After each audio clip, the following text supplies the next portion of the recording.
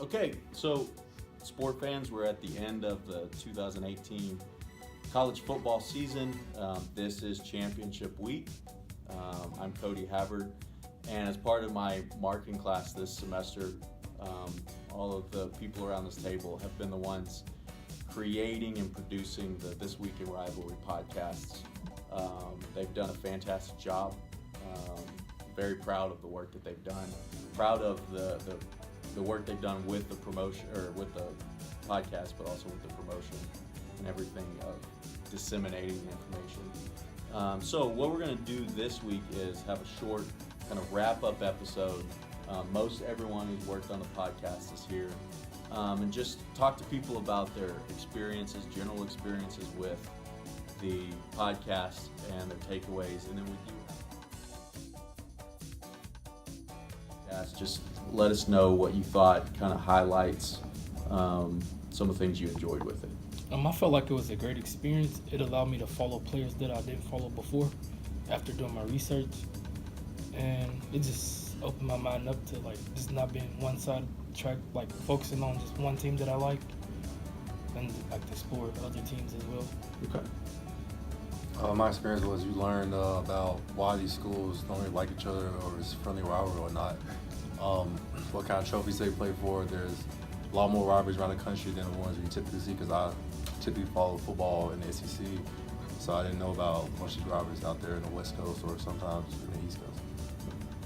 Well, from my experience, it kind of made me more open to college football, because I'm a college basketball fan. I really didn't care too much about college football. And so when I went into like the stats and learning about the different rivalries and teams of that nature, it kind of made it more interesting. Yeah, I've had a really great experience doing this too. I think kind of based off what they said, I follow pretty much just Memphis and like the SEC kind of local teams.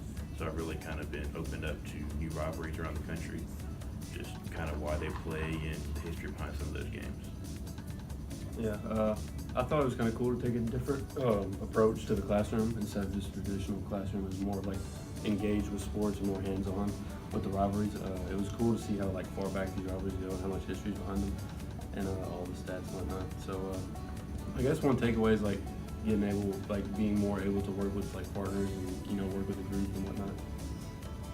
Yeah, I took away a lot of things. When we first started this, it was I guess it was very difficult to like talk in front of the camera, or, like hear yourself like talking to your phone. But the longer that we did it, the easier it got. But that's all I got. Yeah, just to piggyback what Ian said, just being able to get out there and just do social media videos with talking about sports instead of doing the traditional classroom settings is something very unique, and I really enjoyed it. Good. Thank you. And then, of course, like as touched on with the histories, like growing up, I always knew about like Ohio State and Michigan with their long rivalry, but like hearing about like Harvard and Yale's long history and some of the other SEC schools and things like that I normally wouldn't keep up with being a Big Ten fan.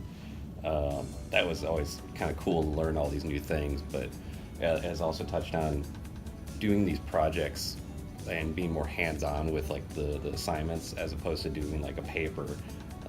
It's definitely been a lot more exciting and kind of fun to do this. Definitely a better class than what I've taken in other cases. So, yeah. Any other takeaways, general takeaways, things that you learned through the process? More comfortable being in front of a camera or on a podcast now? Any other things you guys want to talk about? I think being a sports analyst would be a cool job after doing this. Yeah, right, being more like first take, where it's like just a conversation back and forth rather than just like looking at a prompter and kind of reading off a script or something. It's kind of nice having that casualness to it, but also still being educational. Yeah, right. Well, and I think one really good thing that we talked about early on is remember, we started with the traditional podcast that we did last year, and then after about the second week, I forget, I think it was you two, doing the first kind of rivalry short, and then it was like a light bulb went off that, hey, this is more efficient to produce, and it isn't as scripted, and so it seemed to really work. And it helps seeing all of you on camera as well. Kind of help people engage a little bit more than if it were just an audio podcast. It definitely helped being able to promote it on YouTube and They can almost have connect visual with us also. more because they Yeah. saw us as just like everyday people as opposed to just like some professional in the industry. So anything moving forward, you think in future semesters when we do this, future seasons, anything we can do to make it better? Real one. I feel like going forward, it would be like pretty beneficial to get like guest speakers that have different opinions on the sports, or maybe even football players or Yeah, I like coaches, that. I like that. or athletes. To get a guest, just a different opinion in the video. I think that'd be Okay. That's probably the best idea, honestly. You probably get more followers too, without doubt. Yeah, especially with them being able to promote it a little more, Yeah. being on a bigger audience, reaching out to more people. Yeah. And while we kind of went away from podcasts, I wouldn't mind seeing more of a blend of it, kind of like occasionally doing a podcast here and there, because that experience can still go a long way. Like podcasts are a growing industry, like for entertainment and just media. So like having that knowledge is important, even if it's not exactly working, or it didn't work exactly to our liking initially, but going forward, having that knowledge can really go a long way. Okay. Anything else? All right, well, we do have 3 games this week that would fall into that more of a rivalry category. We have Texas OU playing in the Big 12 Championship, a rematch of their Red River rivalry game earlier in the season. We have our own Memphis traveling to Orlando to play UCF in the conference championship game for the American. Then we also have Alabama and Georgia with playoff seeding or inclusion on the line. So let's go around the table and get everyone's picks. First on Texas OU. I would definitely have to go OU because of Kyler Murray. I think OU wins the high scoring shootout. OU. Same here. I think they have a lot to play for with the playoffs. Yeah, I agree with them. They have a lot to play for to keep their top 4 hopes alive. So I think OU pulls it out. I got Texas. I think Texas is gonna pull the upset. I know they beat them the first time this year, but I think they're gonna double up. I'm going OU. So almost every prediction I've made has been wrong. So I'm going to say Texas just so that way Oklahoma does win. Okay. That way majority of the table gets it right. So we have two votes for Texas. One of them a side vote. Yeah. All right, Memphis UCF in the American. I'll definitely have to go with Memphis. I think Memphis, UCF star QB is hurt, so I think that eliminates their passing attack, and so I'd go with Memphis.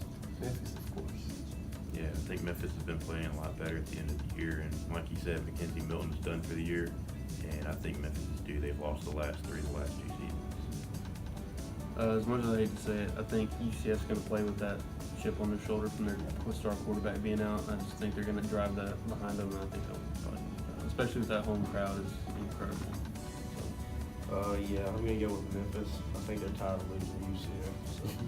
Yeah, I'm like David. Still have a chip on their shoulder, and them 2 running backs they have is really, really fast, and I think hard to stop. So, I gotta go with UCF as well, primarily because like when they were playing against was it USF, they still won the game. That was early on in the game. He got hurt, and they still managed to win it. So I think their back QB will be enough to really win the game still. Okay. And then finally, we got the SEC Championship, Alabama, Georgia. Alabama's #1 now, has been all season. Georgia's currently sitting at, what number are they in the latest? 4. Okay, so. Thanks, Michigan. And, there's talk of if it's close and Georgia loses, are they still in the playoff? If Georgia beats Alabama, is Alabama still in the playoff? So there's a lot riding on this championship game. So Alabama, Georgia, who you got, Greg? As much as I would hate to say this, I would have to go Alabama. I'll go with Bama. They're a more complete team in the country. I would love to see an upset by Georgia, but Alabama's just too good. So. Yeah, I don't know how you can't pick Alabama. They're gonna win. I'm taking Georgia. I'm gonna go with Bama. I don't think anybody can beat Bama, honestly.